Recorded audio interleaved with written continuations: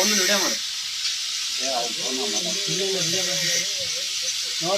ನಾಳೆ ಏನಾರ ಸಂಘಟನೆ ಆದ್ರೆ ನಿಮ್ಮ ಮೇಲೆ ಅವಂಗಾರ ಜೀವ ಒಂದು ವಿಡಿಯೋ ಮಾಡು, ಒಂದು ಫೋಟೋ ಹೊಡ್ಕೊ. ನಾಳೆ ಏನಾರ ಒಬ್ಬ ನಮ್ಮ ಸಂಘಟನೆಗೆ ಆದ್ರೆ ಇಡೀ ಕರ್ನಾಟಕ ಬೆಂಕಿ ಎತ್ತತ್ತ ನೋಡು.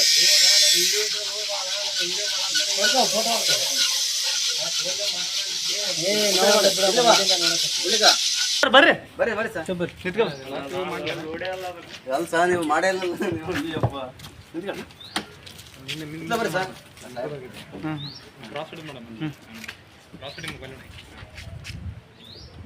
ತಾಲೂಕು ಕಚೇರಿ ಅಧಿಕಾರಿಗಳ ಆರ್ಭಟ, ಅಕ್ರಮ ಹಕ್ಕಿ ಮಾಫಿಯಾದವರ ಪೇಚಾಟ.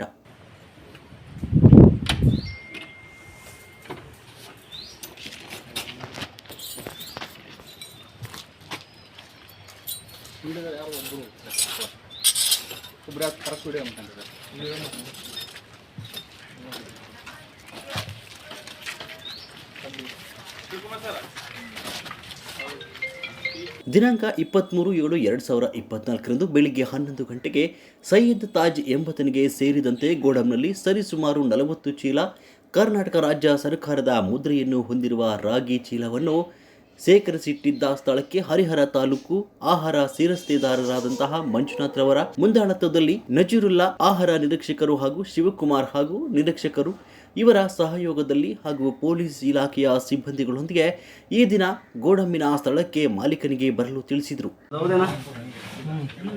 ಸರ್ ಗೌರ್ಮೆಂಟ್ ಆಫ್ ಕರ್ನಾಟಕ ಅಂತ ಐತೆ ನೋಡಿ ಸರ್, ಸರ್ ಇದೆ ಸರ್, ನೋಡಿ ಸರ್ ಇಲ್ಲೇ ಐತೆ.